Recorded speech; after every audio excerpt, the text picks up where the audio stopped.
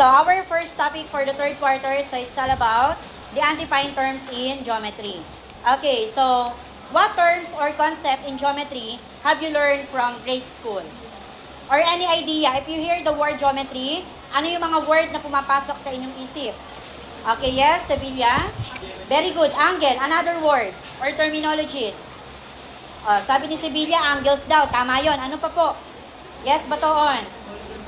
Polygons. Very good. Another. Okay, shape. Very good. Or measurement. So, these are the words that related by geometry. Okay, this time class, I have here agreed. So, you're going to find and highlight all the geometric words that are hidden in the grid. So, these words are arranged horizontally, vertically, or diagonally. And then, yung hahanaping words is yung nasa right side. The first word is segment. Yes, Buriel, where is the segment? Okay, very good. Segment. The second one. The second word is point. Point. Oh, yes, anak. Stand up. Son. Okay, very good. The next word is line. Yes, anak. Okay, how about angle? Sige, pabilisin na lang natin. This is the angle. The next one is the ray. Where's the ray? Okay, very good. How about the length? Nasa taas. Okay, how about the dot? Okay. And geometry. Katabi ng segment. Parallel. Nasa taas po ng point. Diagonal. Okay, and the last word is plane. Okay, where's the plane? Okay. Okay, some words that are related by geometry are the points, line, and plane. So this time, we're going to look around the room. Okay, so we're going to find an object or identify an object that may represent a point, a line, and a plane. O, let us start with the point. O, iikot ang mga mata. Give me an object that we can represent a point. Okay, anyone? Yes, Sevilla? Very good. The tip of a pen. Yung dulo ng pen. Another point. Yes, Sabillo. Very good. The corner of the blackboard. Another representation of a point. Look at the face of your classmate. Yes, the mole of your classmate. Ano pa? Yung dulo ng alambre. Tama. Okay, this is also a representation of a point. Okay, those example are representation of a point. Now, how about a line? Yes, anak. Anong tawag daw dito sa gilid? Okay, this is what we call the edge of the board. Do you understand? Okay, pag sinabi nating dulo, corner po iyon, ha? Okay, so look at the electric path. So we can represent a line using the wire. Tama ba? Okay, so another example. Tumingin sa taas, may line bang nakita? Ano po? Okay, yung ilaw natin is also a representation of a line. Okay, now let us proceed by a plane. Give me an object that we can represent a plane. Yes, Papares. Okay, the top or the surface of the blackboard. Another, yes? Salazar. The top of the notebook. Another, Castillo. The top of the table. Ano pa? Yes, the ceiling is and also our floor is also a representation of a plane. Okay, meaning class, we can use an object to represent a point, a line, and a plane. And that is our topic, the three undefined terms in geometry. But before that, let us define first what is the meaning of geometry. Okay, so boys, kindly read. A branch of mathematics that studies the properties, measurements, and relationships of points, lines, angles, surface, and solid. Okay, meaning class, when we say geometry, it is the study the properties, measurement of a point, line, plane, angle, surfaces, and solid. Okay, and geometry came from the Greek word geo means earth and metron means okay, meaning pag sinabi natin geometry, it is earth measuring.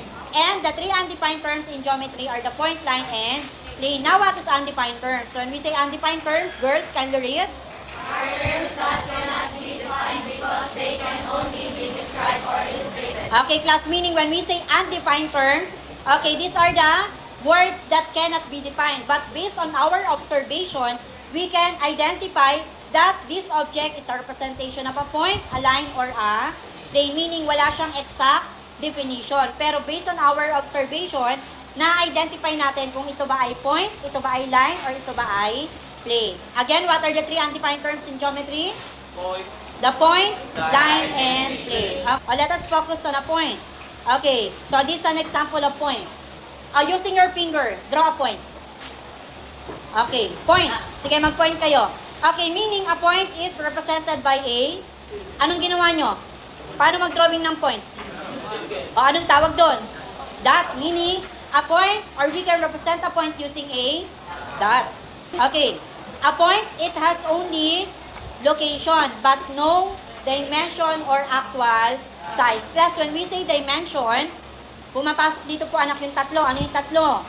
Length, width, and thickness. Pag sinabi nating length, okay, very good, haba. Pag sinabi nating thickness, kapal, ito po yun. Pag sinabing width, lapad. Meaning, ang point daw ay walang line or walang length, walang width, at wala daw siyang thickness. Do you understand? Meaning, it has no dimension. Sa dimension, tatlo na yon: length, width, and thickness. Okay, it does not occupy an area. Okay, now, based on the given illustration, how to name a point? Ano yung ginamit natin na... Okay, meaning we can name a point using ilang letter? Isa. Small or capital? Okay, we can name a point using one capital letter. Oh, now, what is the name of this point? Okay, we can name this as point X. Pwede tayo, anak, gumamit ng word na point, or pwede rin tayo gumamit ng dot, and then sulat mo sa right side niya yung letter. So, we can name this as point X or point, then X. Ang basa dito, point X pa rin. Any question about point? O, another example. O, what is the name of that point? Point A. Very good. How about the second one? And the third one? Okay, so now let us proceed by a line. Okay, when we say line it is, this is an example of line. Line, it is a plot that extends infinitely on both sides or direction. Okay, based on the dimension, ano lang kaya meron ang line? Length lang, very good. Okay, a line has infinite length, but no width and no thickness. Meaning, meron siyang haba, wala siyang kapal, wala rin siyang lapad. Okay, bakit kaya infinite length? Because a line has, arrow. Magkabilang dulo, meron siyang arrow. So, arrowhead means infinite or walang katapusan. Kaya infinite length ang tawag. Okay, now, based on the given figure, how to name a line? Okay, we have two ways how to name a line. Observe the given. First method, using two capital letters. Using 2 points that lie on the same line. Ano po sa Tagalog nun? Pwede daw natin, anak, pangalanan yung line using 2 points. Dalawang point daw, dapat daw tumama sa isang line. Ano po yung point na tumama sa isang line? Point X at point Y. So, pag pinangalanan natin yan, anak, so, pwede kang gumamit ng arrowhead sa taas. Then, sulat mo, anong letter yung ginamit? XY. Saan basa dyan? Line XY. Hindi line X and Y. Isa lang yon, line XY. Pwede po yan ba, ma'am, magkabaliktad? Yes, pwede po. Pwede siya maging line YX. Do you understand? Okay, or another way is by using the word. O, pwede ganito. Line, nasulat mo XY. Or, pwede rin line YX. That is the first way. The second way is, bukod kay XY, ano pa po yung nakita nyo letter? Letter M. Okay, so, small or capital? Okay, small. So, meaning, pero ang ating letter M ay parang pa-cursive, tama ba? Ang tawag dyan, anak, ay script, single lowercase. Okay, pag sinabi nating single lowercase, script letter, small letter na para siyang pa-cursive. We can name a line using two ways. The first way is using single lowercase script letter, or 2 points that lie on the same line. So, therefore, what is the name of that line? Line M. Very good. Or, line XY or line YX. So, any question? Another example. What is the name of that line? Line AB. Line, anyone? Who wants to answer? Yes, Prado. Line AB, hindi line A and B, ha? Isa lang yon, walang N. Line AB or pwede po magkabaliktad, tama ba? Pwede maging line Another name of this line. Yes, Abilio. Line D lang, ayan no? Pwedeng script lowercase letter. So we can name this as line AB or line BA and line D. Okay, any question about line? Okay, and the last one is the plane. Okay, when we say plane, it is a flat surface that extend in all directions. It is like an infinite sheet of paper. Meaning class, maiahalin tulad daw natin po si plane using an infinite sheet of paper. Why? Because a plane has length and width but no thickness. Ano sa Tagalog yon? Ang plane daw ay may haba, may lapad, pero walang kapal. That is a plane. Do you understand? Kaya maiahalin tulad natin yung plane sa isang pirasong papel.